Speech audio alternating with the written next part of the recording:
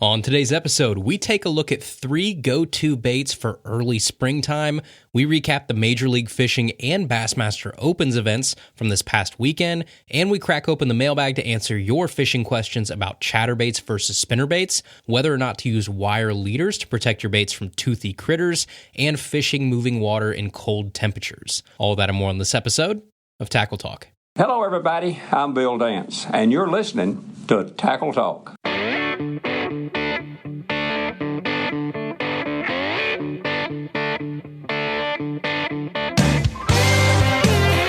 Welcome to the Tackle Talk Podcast, brought to you by American Legacy Fishing and Outdoors. World-class fishing gear, unmatched personal service. Now, here's your host, Andrew Hayes.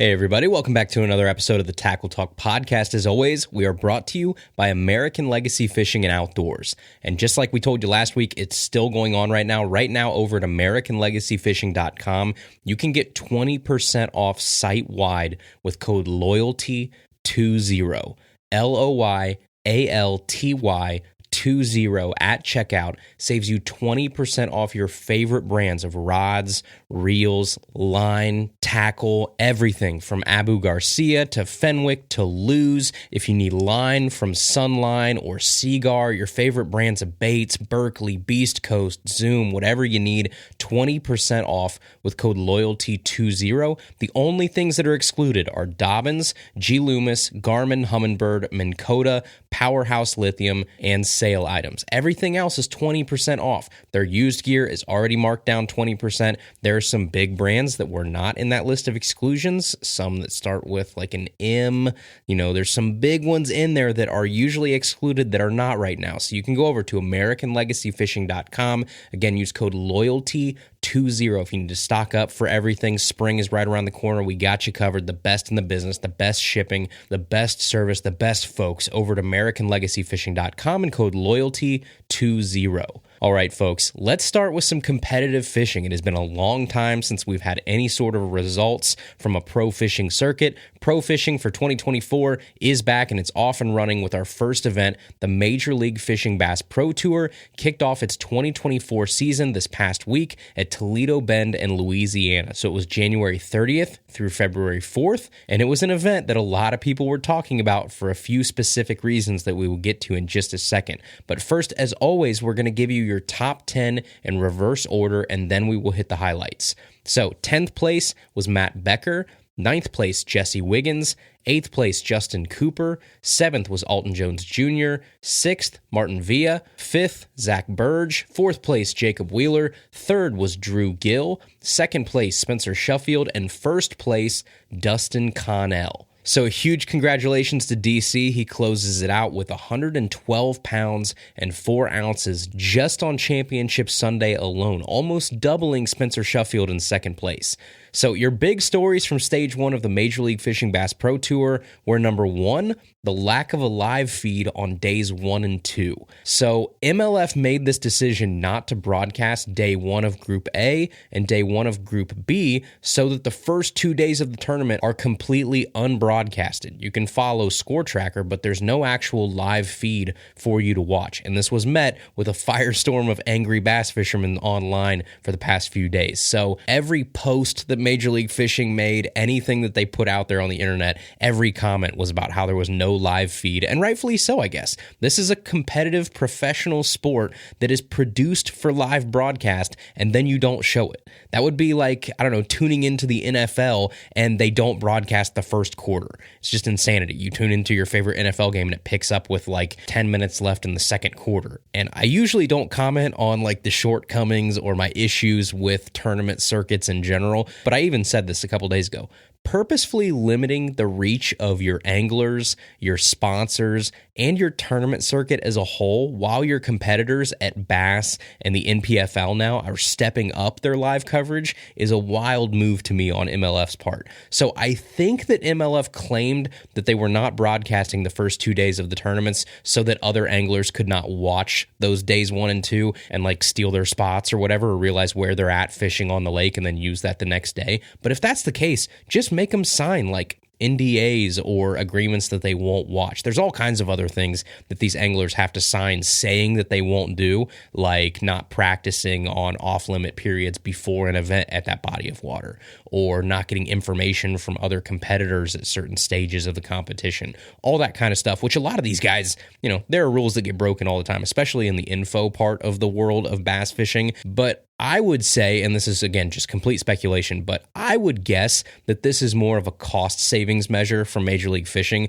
that they spin as a competitive advantage thing versus the other way around. So I would say that by like not broadcasting days 1 and 2, I'm sure that Major League Fishing saves a ton of money in production costs, labor, talent, camera boats, everything that adds up to a live broadcast. So I'm guessing this was a cost-cutting measure. Obviously, we've seen some other measures from Major League Fishing that kind of make us believe that they might be trying to cut costs, so this would probably be in that same vein. That's just my guess. But either way, the internet let them know loud and clear that they did not appreciate that a live pro fishing circuit that has made claims that live streaming and live broadcasting are their calling card and are the future of the sport, only to cut the live feed for the first 2 days of each tournament. So that was big story number 1, no live on days 1 and 2.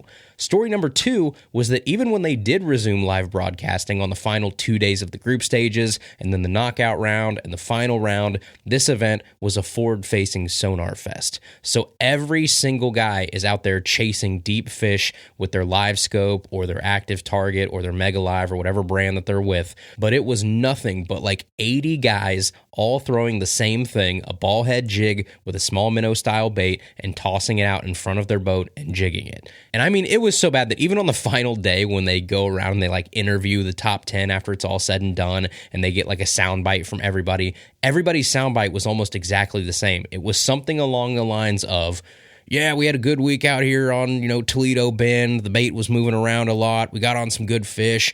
So yeah, I was just out here throwing this insert brand here, ball head jig with this, again, insert brand with whatever they want, minnow style bait, and yeah, I'm just glad we were able to get it done out here and make this final day.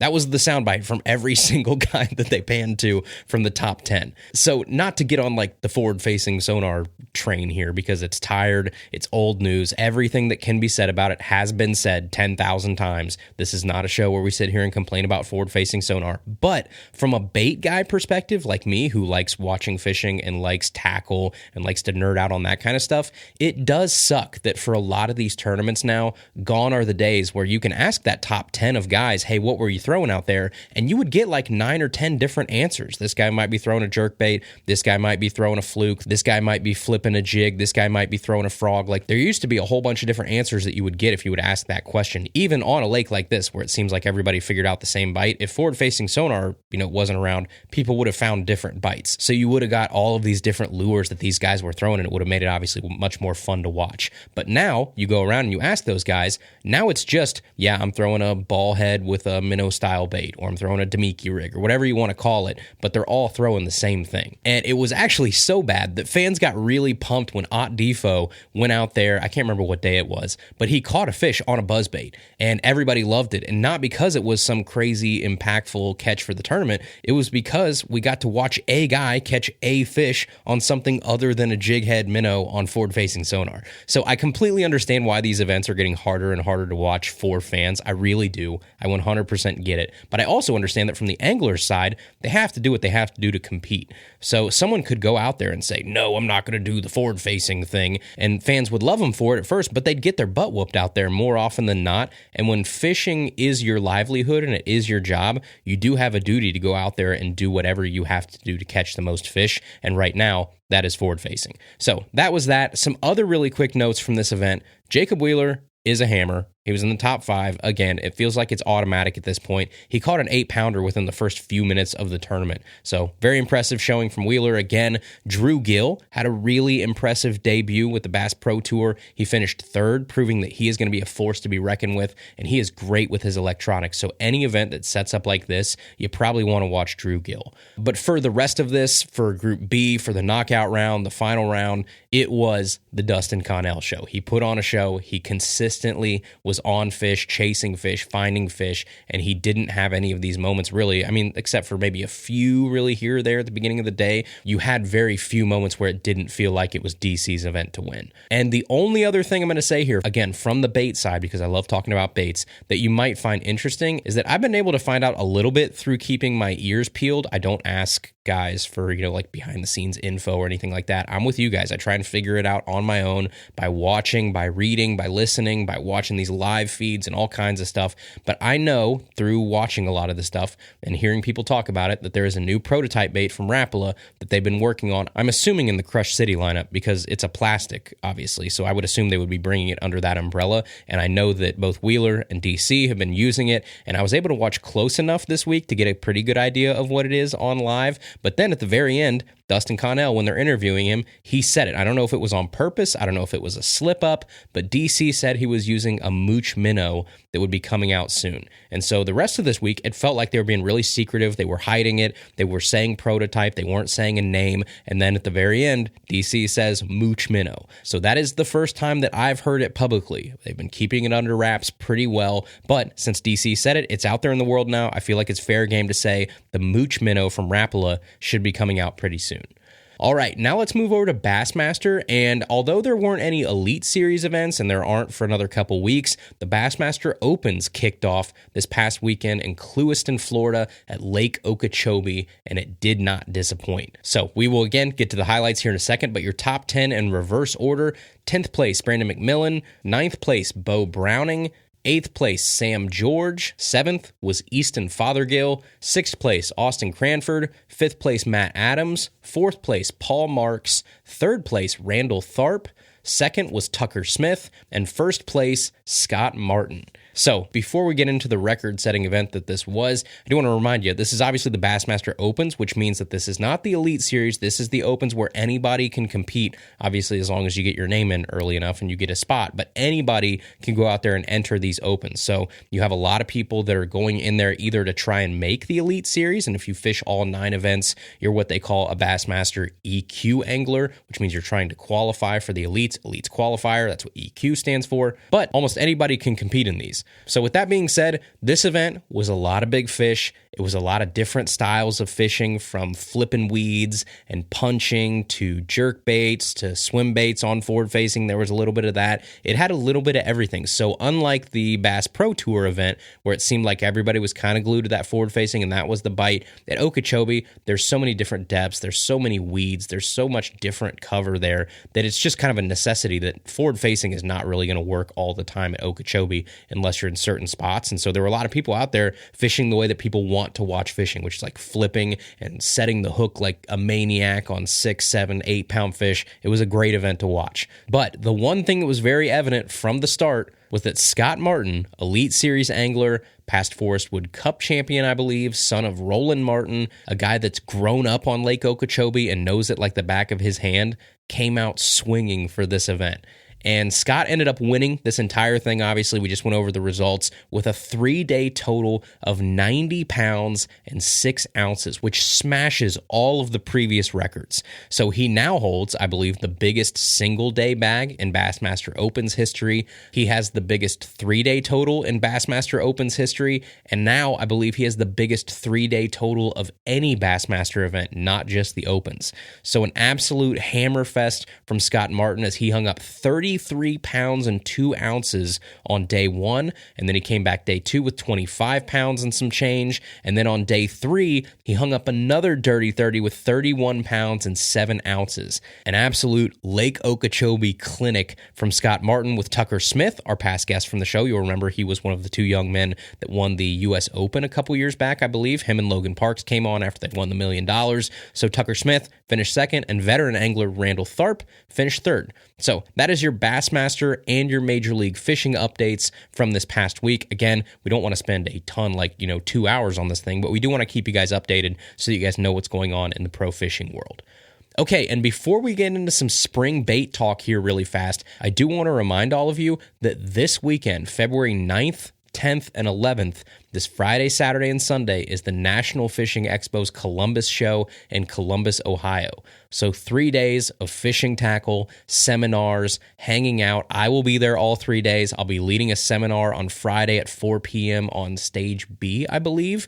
Jacob Wheeler will be there on Saturday with a few seminars hanging out. Timmy Horton will be there all weekend long. But this is just your reminder to come out, hang out, talk some fishing, stop by the booth. We're booth 242. So when you walk in the main entrance, we're the second aisle on the right. We'll be there all weekend long again with merchandise for sale. I've got hats. I've got RTIC tumblers with the Tackle Talk logo engraved on them. I've got kids' beanies. I've got decals and two of my favorite lures that I'll be selling there at the booth. I have the Jigmasters Micro Buzz, which I designed with Cody at Jigmasters specifically to throw a buzz grub on. So we'll have those for sale at a discounted price. And we have the Jigmasters sled heads, which are the only jig heads that I use to throw Big Joshy swim baits, which are probably one of the biggest draws of this entire expo. So come out, hang out with me this weekend in Columbus, Ohio at the Columbus Fishing Expo, February 9th, 10th, and 11th. And for more information, you can go get tickets over at www.nationalfishingexpos.com, then click Expos, and then click Columbus.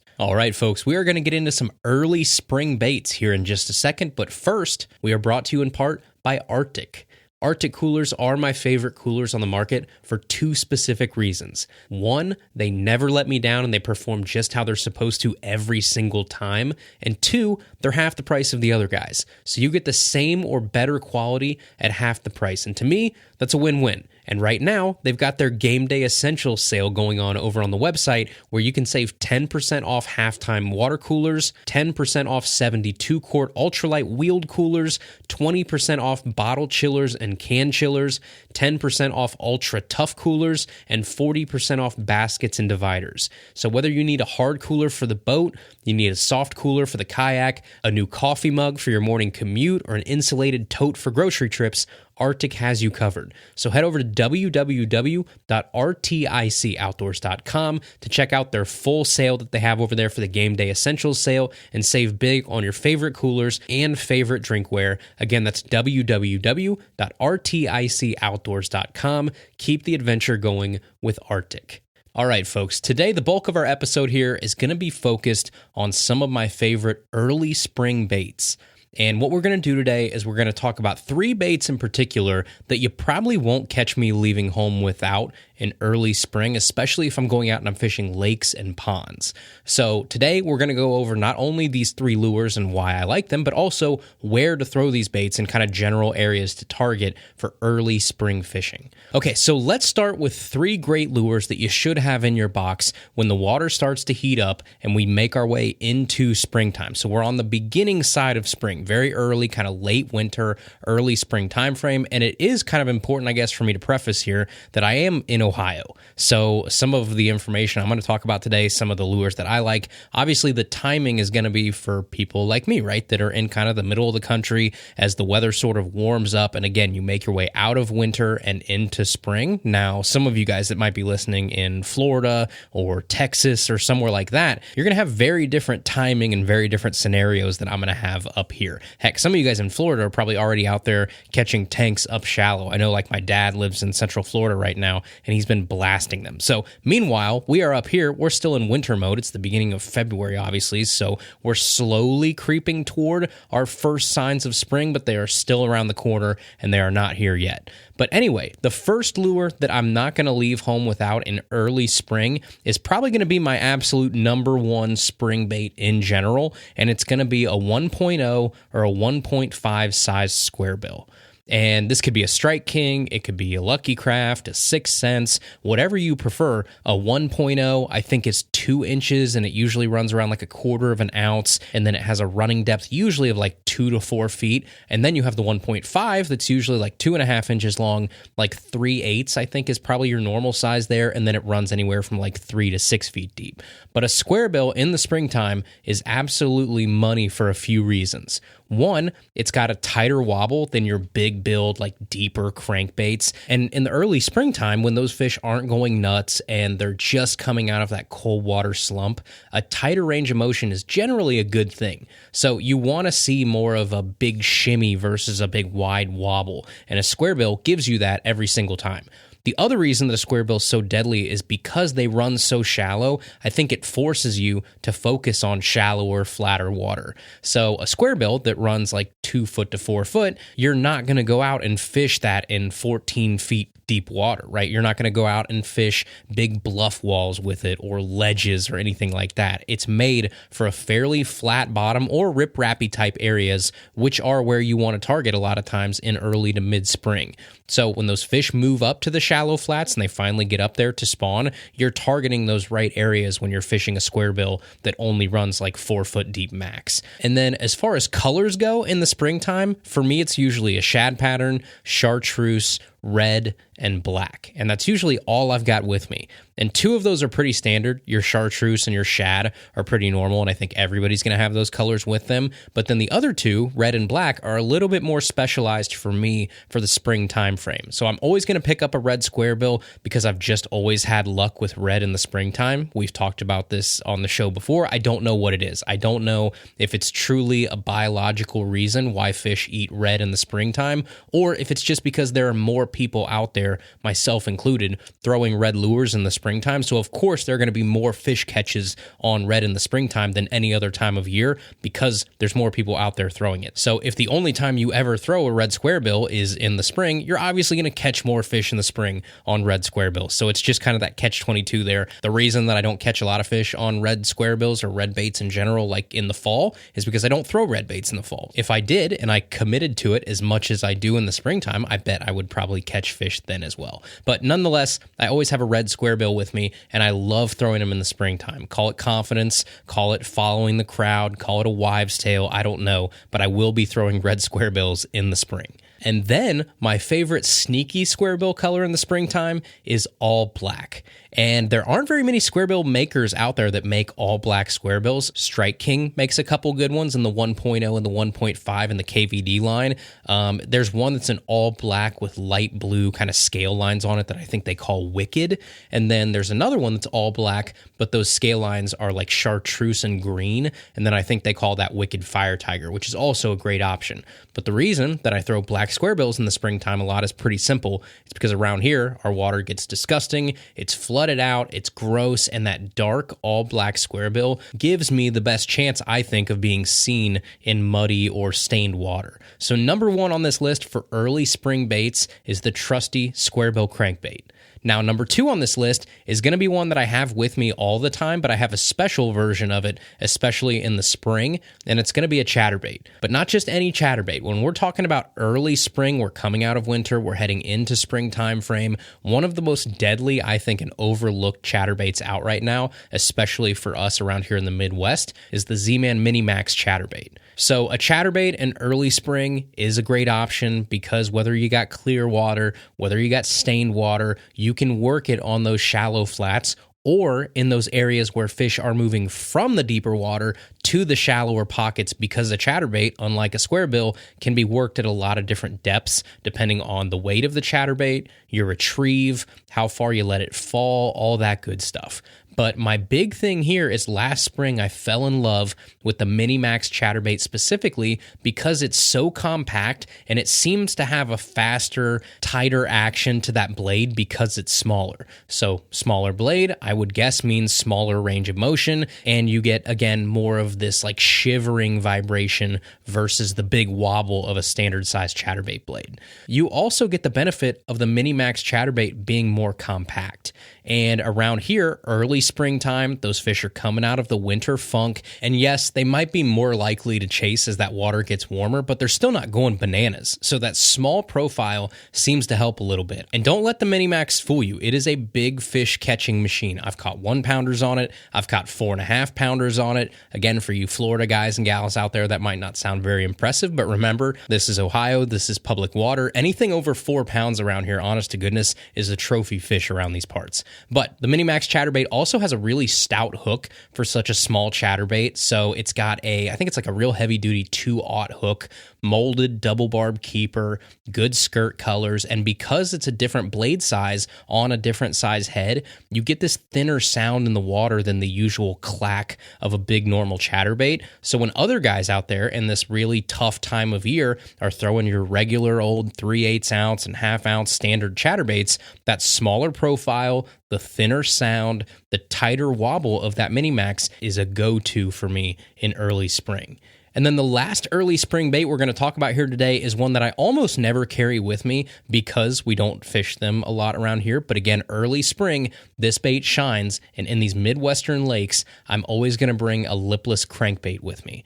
And the easiest way to think, I think, about a lipless crankbait and why it makes sense this time of year is because in the wintertime, which these fish are coming out of, we throw a lot of blade baits. Ultra thin, ultra vibration, heavy, deep blade baits. And then in the late spring and the summer, we start cranking. Wide wobbles, bigger presentation, bigger bodies, and a lipless is kind of a good middle ground between a blade bait and a traditional crankbait. So it's still got that real small range of motion, tight wiggle that you really want in that colder water before it warms up, but it's also not just a hunk of metal. It falls slower, it looks a lot more like a bait fish, bigger target, bigger profile, but it still gives you the ability to fish that bait shallow and deep, depending on where these fish are in that spring cycle.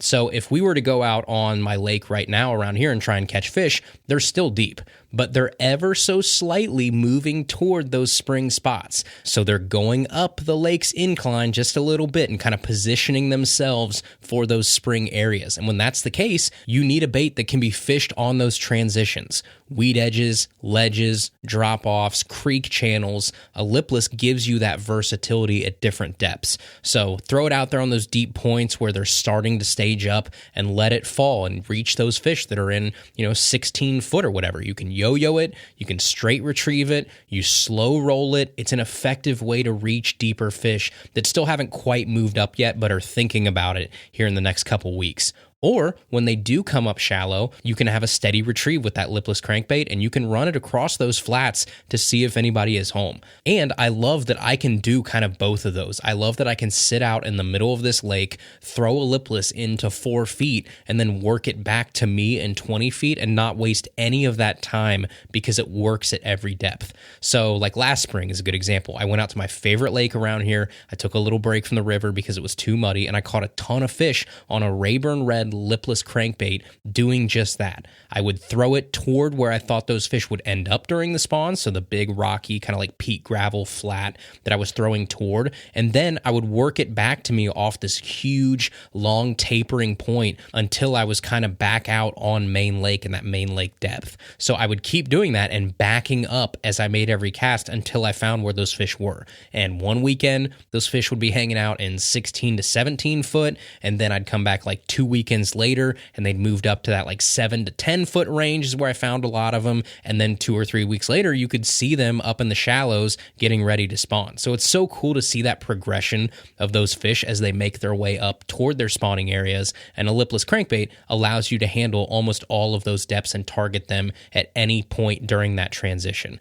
Now, it's probably important to remember too, I'm on like really small lakes. So that story that I just told, I'm on a lake that's like a glorified gravel pit, maybe a little bit bigger, but I'm not on like Kentucky Lake or something crazy. I'm on a much smaller scale and a smaller body of water around here in Ohio, but I would assume that the same thing happens on much bigger lakes, again, just at a larger scale, and those fish can be a little harder to find. But either way, a lipless crankbait is a winner for me when we're coming out of wintertime and we're heading into early spring.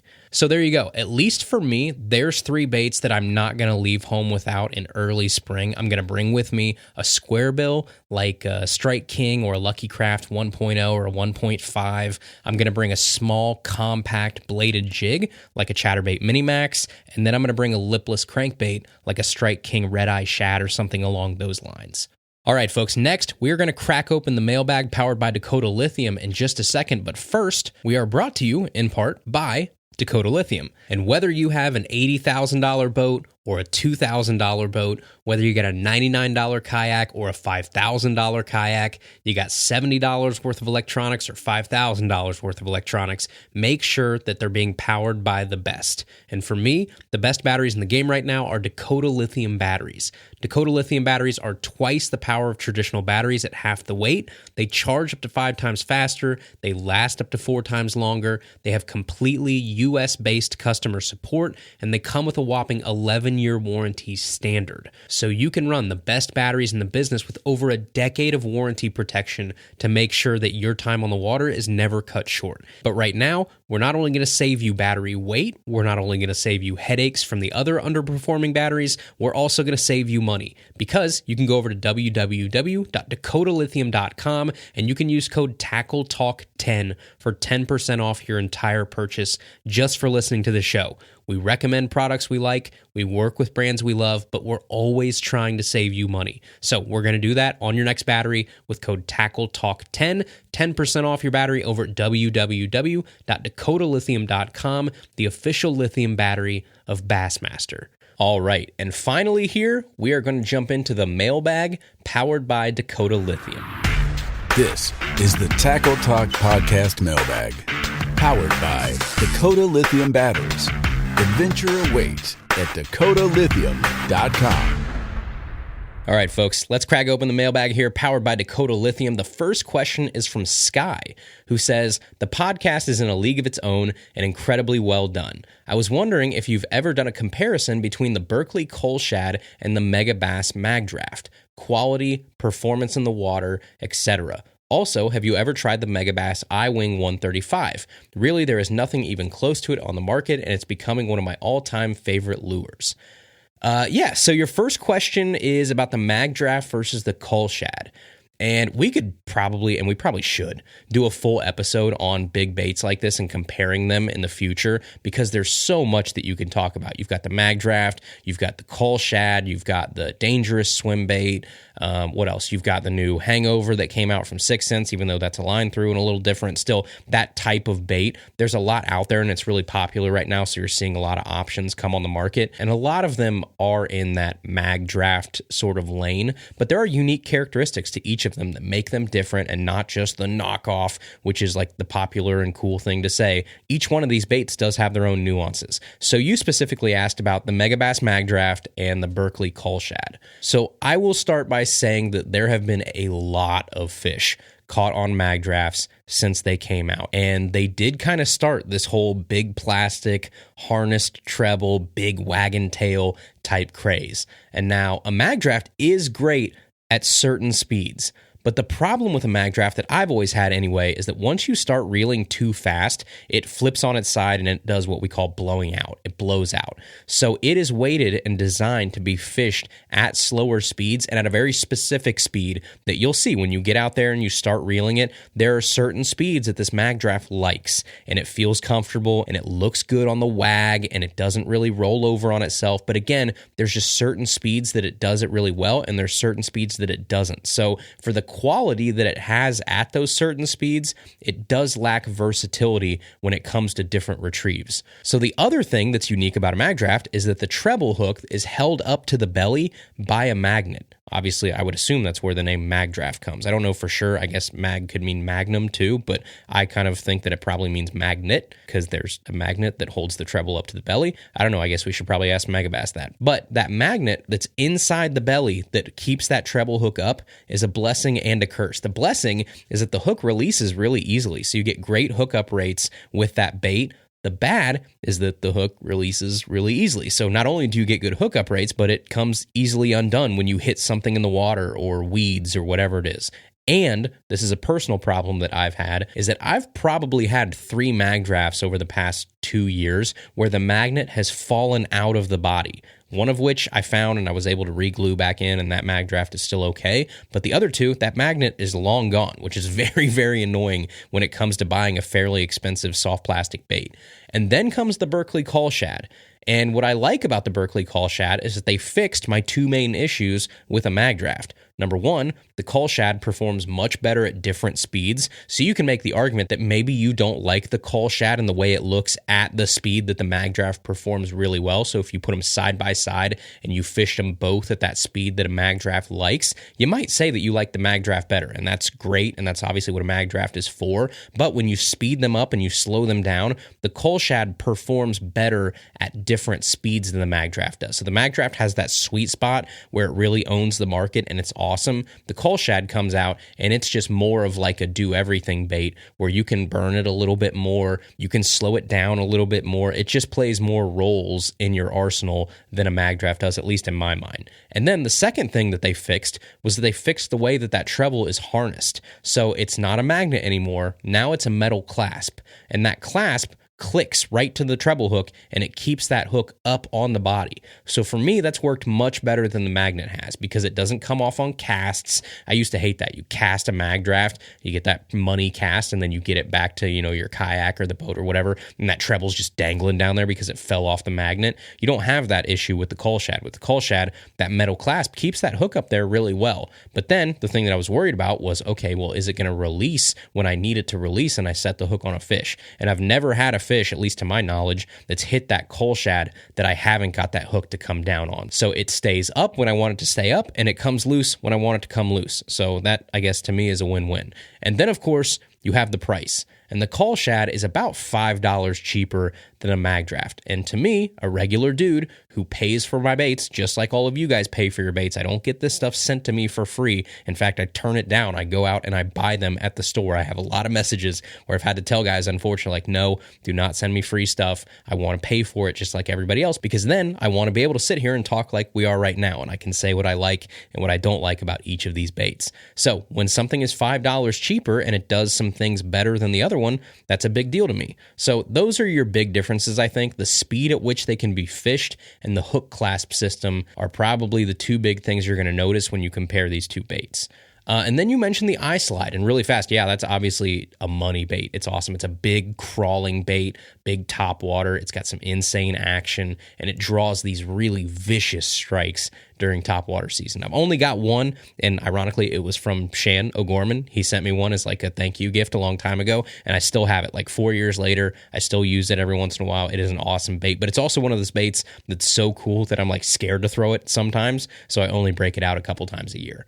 Okay, the next question is from Kevin, and he says, "Hey, Andrew, thanks for all your hard work, your research, and your unbiased reviews. In 2024, I'm trying to streamline my tackle options since getting into kayak fishing last year. I really don't want to bring everything but the kitchen sink with me when I go fishing. So my question is, do I keep both spinnerbaits and chatterbaits in my box? For me, spinnerbaits are a storage issue and then occasionally a casting issue when the blades tangle in the line. For chatterbaits, it's the cost. It seems like they cost a little bit more than spinnerbaits, and they also catch more weeds. Would you lean toward one more than the other, and why? Thanks for your input, Kevin Mahoney, Biohazard Bassin." So that's an interesting way of putting it, I guess. If you can only take one, like if you say, Andrew, you can only take chatterbaits or spinnerbaits, which one would it be? And so, okay, if that's the question, I guess I'm going to pick a chatterbait, and here's why I'm going to pick a chatterbait. I'll pick a chatterbait because I think it's just more of a versatile tool in my eye than a spinnerbait is. To me, in most situations that I would throw a spinnerbait, I can throw a chatterbait and get fairly similar results. But I don't think I can say that reverse. I don't think in most situations where I throw a chatterbait, I could substitute a spinnerbait and be happy with it. I just think a chatterbait can probably cover more situations. So if you want to fish deeper, a chatterbait I think is easier to do that. If you want to fish wood, a chatterbait does that better in my opinion. If you want to fish weeds, a chatterbait definitely does better in weeds. Yes, it might pick up some weeds, but you give it one big chop, one big pull, and usually it cuts through those weeds. That's a really cool part about a chatterbait is you don't have to be scared of weeds. You just give it one big jerk, and usually it sheds all of those weeds, and that blade kind of acts like a lawnmower, and it just goes right through those weeds. So that's usually a win for chatterbaits. And then if you just want to like fish the bottom and tick something off the rocks, to me, I would rather do that with a chatterbait than a spinnerbait. You can do it with both, but I think a chatterbait does it a little bit better. So just out of pure versatility, I think I'd probably go with a chatterbait over a spinnerbait if you're making me choose one or the other. The next question is from Nathaniel, and he says, I started listening to your podcast recently and love listening to it on my ride to and from work. Is there somewhere I can see your lists of favorite tackle and what your seasonal gear is? I'm getting back into fishing more often now, and I'm a little out of practice. I'm also in a new state. Thank you, and go Bucks. Go Bucks, OH. But thank you, Nathaniel. I appreciate it. I would say, if I'm being completely honest, no, I don't have any sort of complete list online anyway that I have out there to share. And the main reason I don't do that is because my gear is always changing. So a couple weeks ago when we talked about restocking and making those lists for your go-to lures, your seasonal lures, I'm always tinkering with those a lot. So if I put them out there, I'd have to update them all the time, and I don't really have the ability to do that. So no, I don't have a traditional list, I guess, that's out there on the internet you can look at.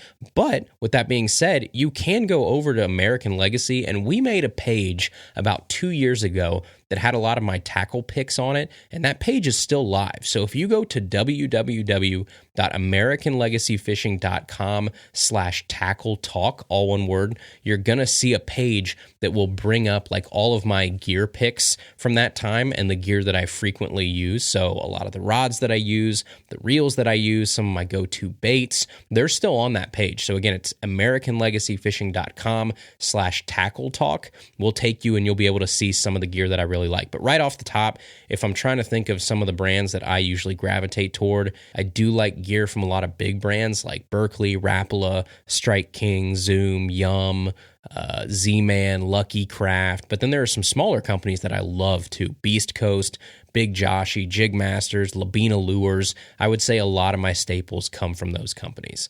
All right, and the next question is from Kevin. We have another Kevin. This is Kevin Wenger, I believe. And he says, hey, Andrew, do you have any good tips for fishing moving water in the wintertime?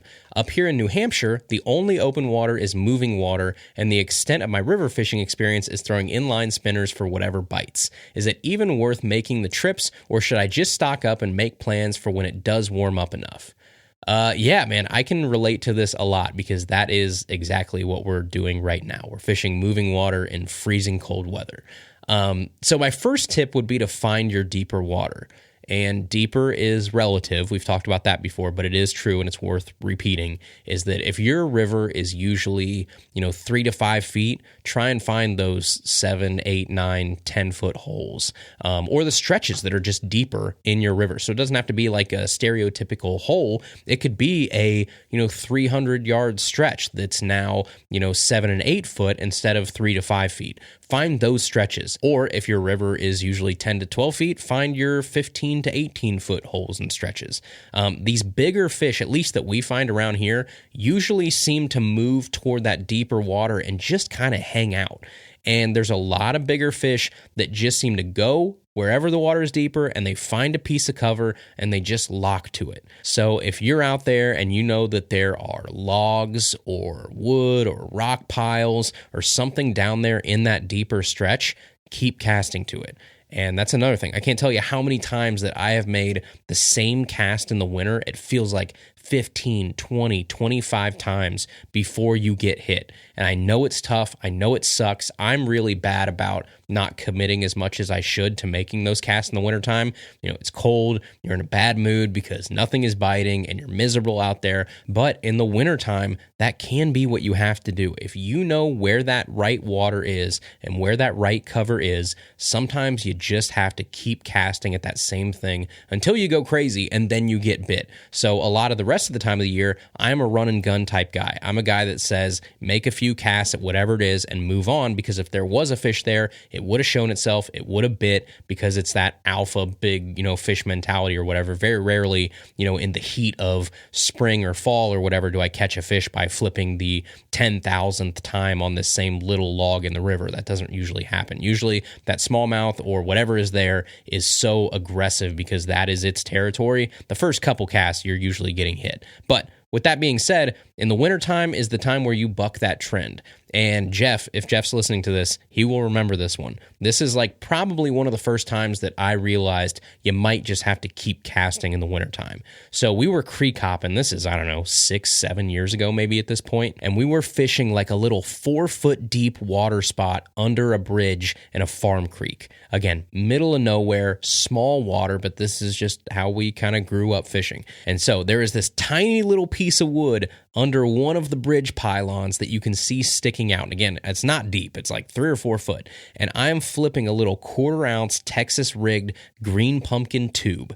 And I flipped it in there, no joke, probably 50 times. And I was basically just going through the motions at that point, waiting for Jeff to feel like he was done enough that we could leave and go to the next spot. And I'm just sitting there and I'm almost target practice, just flipping to this exact same spot on this piece of wood because it looked great. And I'm just sitting there miserable, making that same pitch over and over again, almost like a game. My mind is off. I know it was super cold because it was like the day before Christmas. And I'm sitting there, and what feels like the 10,000th flip as I'm just sitting there going through the motions, bam, I get smoked. And it is not a little fish. It is a 5-pound largemouth in a tiny smallmouth creek, which is absolutely massive for where we were fishing. It didn't even seem real when I held it out of the water. So that is like your anecdotal story to tell you that if there is a specific spot that looks like it should hold a fish in the wintertime, sometimes you just have to keep casting at it. That fish probably watched me flip that little tube in there dozens of times before it finally went like, all right, fine, I'll eat this thing.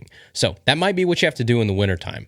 The other thing for like lure choice, if you're asking for some options that you could go out there and throw in, New Hampshire, whatever you're at, around here, Neds, tubes, and I would say like small finesse jigs are all great options around here all winter long. But for like your open, deeper water areas in the river where you want to cover a lot of water, you can throw an Alabama rig. That's absolutely deadly if you just go out there and slow roll it. And between that, like an A rig and a deep diving suspending jerkbait, those are all usually our kind of wintertime staples around here. So I hope that helps.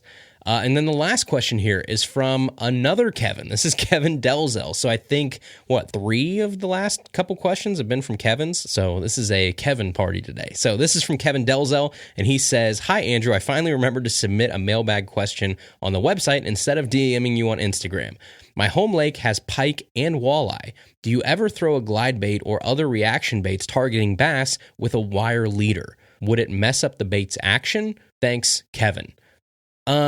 Yeah, so this is where throwing, especially big glide baits, like you said, and expensive baits around water that's going to have like pike and stuff in it, it's just going to be a risk that you're probably going to have to take. No, I would not go out there and throw a wire leader on a big glide bait. So if you're throwing like, a KGB or a clutch or like a trick shad or something like that, no, I'm not going to put a wire leader on it. I know that means that there's a chance that you could lose your bait. That's unfortunately just a chance that you're probably going to have to take. So no, on my big glide baits, I just fish them on straight fluoro. I know there are guys out there that probably fish braid to fluoro. I'm guessing that's probably a thing, but I go straight fluoro, and I go 20-pound fluoro if I'm fishing a big glide bait. One, because again, you're tossing a big bait, you're going after big fish. I want beefier line. But two, again, if you're throwing 20-pound fluoro and you catch a pike or walleye or something, you should be fine. Braid to me is the line that I worry about around pike and muskie and things with big sharp teeth.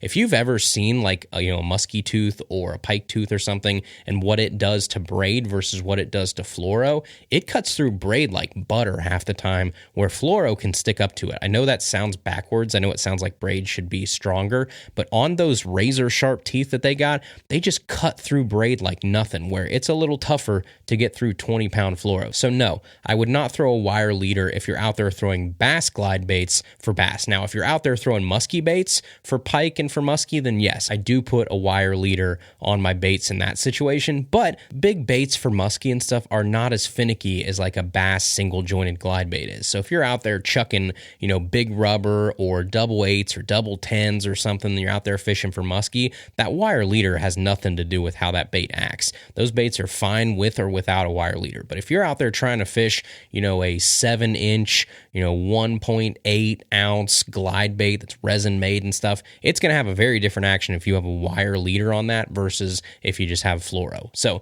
no, I would say do not worry about the wire leader unless you're specifically out there throwing big baits and targeting pike. All right, that is our episode today. Thank you guys so much for listening. I appreciate you guys a ton. As always, shoot me a message if you want to talk fishing. It's at Tackle Talk Podcast on Instagram or Facebook. Find us on our website, tackletalkpodcast.com. There you can submit a mailbag question if you want to hear your question on an upcoming show.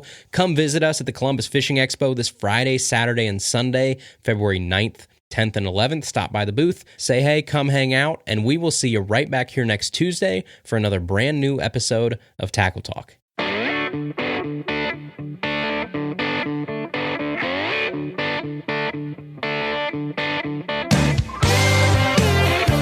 Thank you for listening to the Tackle Talk Podcast. Tackle Talk is produced by Andrew Hayes.